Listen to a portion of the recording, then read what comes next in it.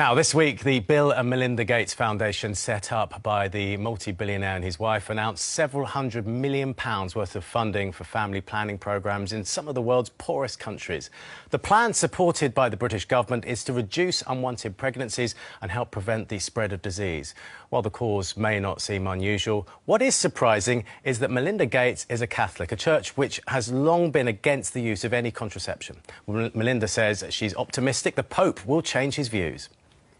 We have a shared mission around social justice and anti-poverty. And I think what this Pope sees is that if we are going to lift people out of poverty, you have to do the right thing for women. And so we have agreed at this point to disagree.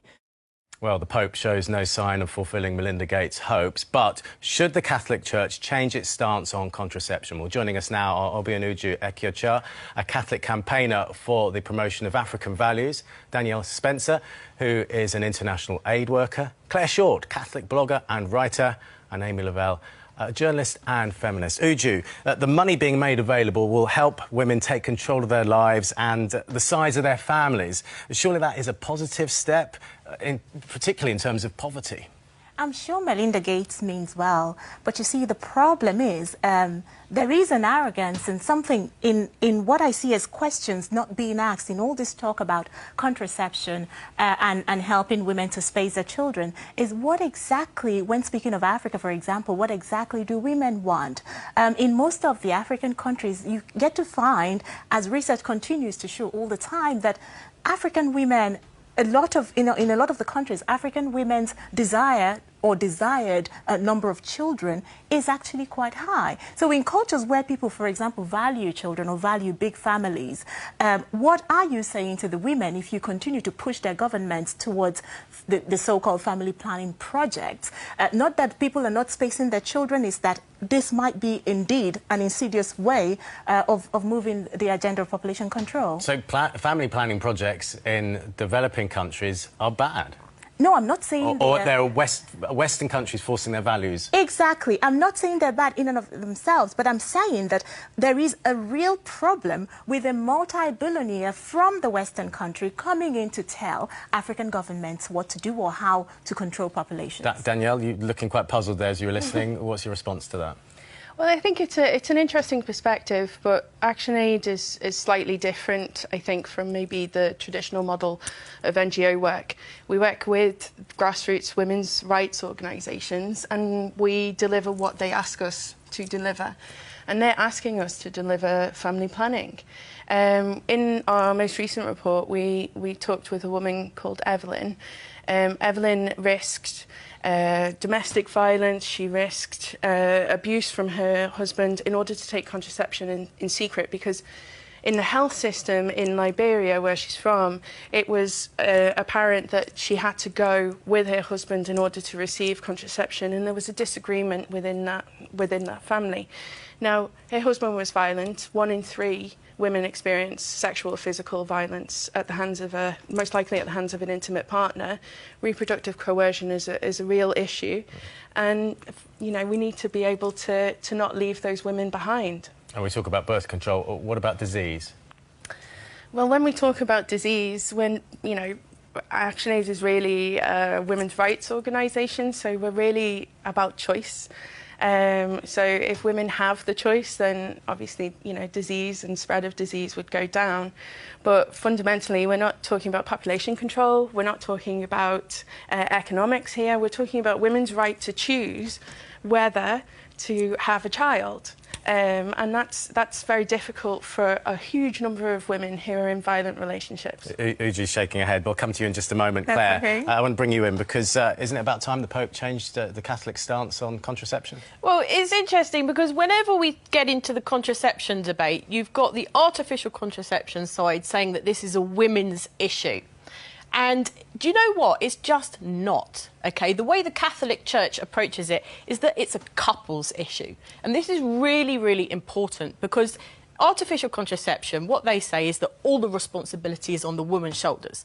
And the Catholic Church disagrees with that. They think it should be an equal held responsibility between the husband and the wife. But what about when you don't have an equal relationship? I mean, the situation that Danielle's talking about, when you have maybe an abusive husband. Yeah, so this is really difficult. Obviously, relationships like that are bad, and the woman needs to be brought into a safe place. Yeah, but by giving her contraception, all you're doing is allowing her to remain in that abusive situation. It does not solve the problem. So you need to be tackling the problem. And where NFP comes in, natural family planning with the Catholic Church, what that teaches is not only about empowering the women to understand their physiology, to understand their fertility and how their bodies work, but also to educate the husbands as to how the woman's body works, you know. And it is built on the relationship, and the effect it has on the relationship is equally as important. So it's coming in with all of these really good positive things. Amy, if it's a fundamental sort of core value of the Catholic Church, she's asking a bit too much to get a change, isn't it? I don't think so. I think that, you know, the Pope has been progressive on so many issues, and even on contraception. He has said that it's not an absolute sin to prevent it. When? In the Joy of Love, he's commented on to reporters since. He did but not I think say When, that. what exactly did he say? When exactly did he say it? Because I don't think he did. OK, let's hear from Amy. he said, and I saw in a comment he said to reporters that he said it's not an absolute thing, and also to put it on the merits between the couple's conscience. But to disagree with what you're saying, I think it is a women's issue because, I mean, yes, it's a part of the couple's relationship to be able to decide when and if they get pregnant. But I think ultimately it is on the woman's, it's a woman's body that goes through this, and it should be the woman that has a bit more control over it. Can I just jump in there? I think that, sorry. Yeah, okay. I think it is a woman's choice, and especially when you're looking at violence. And actually the church itself has a huge role to play in talking about women's rights. I've worked with religious leaders from multiple faiths in talking about women's rights, empowering women. But you know, when we worked with Evelyn, as an example, we did actually work with her husband as well. They've negotiated a smaller family as a result. He's on board with the contraception. He's, you know, when we worked with her in 2012, she wasn't allowed out of the house. And now he's encouraging her to go out and talk to other women and other men about contraception. Okay, So that is good. Let's get another take on this. Emma has been speaking to someone. We were just talking about religious leaders, and Catholic priests are on the front line when dealing with couples and contraception. Just before we came on air, I spoke to Father Paddy McCafferty from Corpus Christi Parish in Belfast. Father Paddy, as a parish priest, how much does the issue of contraception come up, and what do you say to those who raise it with you? To be honest with you, it doesn't come up very, very often at all. In fact, very, very rarely. I've been a priest now for 28 years, and I could nearly count on one hand the number of occasions this has arisen as an issue of any type of issue at all. I think that's quite interesting, though, to hear. I mean, some people may be surprised to learn that. Is what you're saying really, then, that there's a kind of turning of a blind eye to this issue, that you let your members of your congregation do what they feel they can, and then you just don't really talk about it? No, I don't think that's the issue at all, because we maintain the teaching. The teaching is a difficult one, and in the modern age, it is a very unpopular one, obviously, and it's a difficult one to explain. But because a thing is difficult, it doesn't mean that we abolish it or that we turn a blind eye to it. The teaching is what it is, and even though it's challenging, even though it demands from people a certain discipline and a commitment, I do believe that it's a very valuable teaching. I believe it's a prophetic teaching. Melinda Gates, the philanthropist who's been in the UK this week for a family planning summit, is hopeful, and she herself is a Catholic, I should add, she is hopeful that the Pope will change the Catholic Church's position on contraception. What do you think? No, I don't believe we should change a teaching simply because it's difficult. Obviously, the teaching and the pastoral practice of the Church essentially is informed by compassion for the person, the struggles of people, their difficulties. That all being said, the teaching itself is valuable. The teaching, I believe, is prophetic in the modern times, where there is a very promiscuous, permissive attitude to human sexuality in general, and in particular the whole contraceptive mentality and ideology. I think that the Church's teaching is still very valuable and needs to be maintained. Father Paddy, thank you so much. Good to talk to you. Thank you. So Father McCafferty is saying that, Amy, that the Church's teaching is valid and it needs to be maintained. It's fair enough, isn't it? Well, I think you need to update it. I think it's a very modern world and you need to work with the issues that we are facing. There are lots of women that, that we're not talking about promiscuity, we're talking about sex within a marriage. But I mean, I personally know women who've had a number of children have now been told they can't have any more without risking their lives. And I think you need to be able to address women like that and say, yes, you have a choice. You need to be able to protect yourself and the lives of your unborn children as well.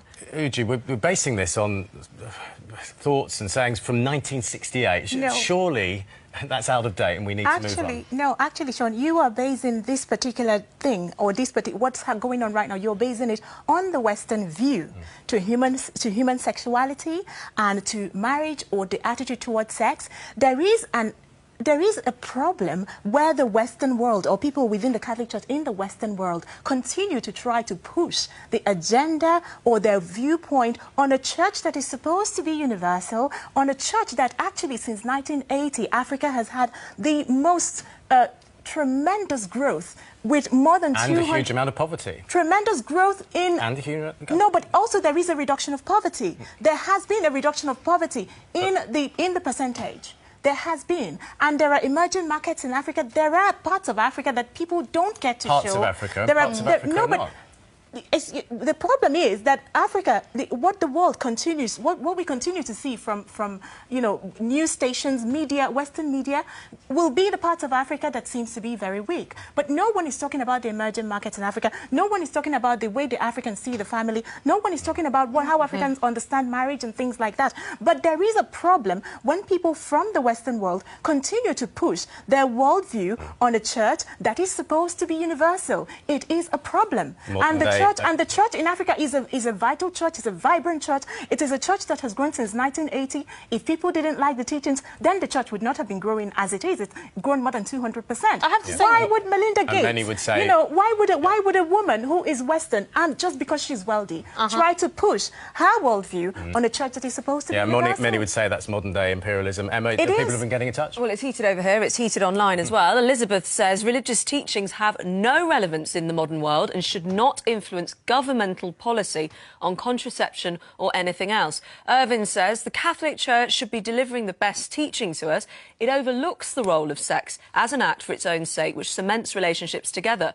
The prohibition on condoms makes no sense. Elaine, the Church is well aware that people are using contraception, and I suspect they also understand. Marion says, go look around the world at all those poor children dying one after another from starvation. The Catholic Church preaches no contraception. Why don't you sell your many priceless treasures and feed them? And Nola, pretty uncompromising. The teaching will not change. It is time for those who do not want to be Catholic to just leave the faith. Oh, strong stuff there. But Danielle, let's bring this back to Melinda Gates. Okay. She says she's going to agree to disagree with the Pope, but imagine the Pope was able to change things in the Catholic Church. What would that mean? Well, it would mean a great deal to many women within the Catholic Church and also outside of the Catholic Church as well. The Catholic Church. What difference would it make? It would mean that they would have the right to choose. But, I mean, bringing it back to what's been discussed today, I think we need to also kind of bear in mind that there are 700 million women and girls alive today who'd marry as a child.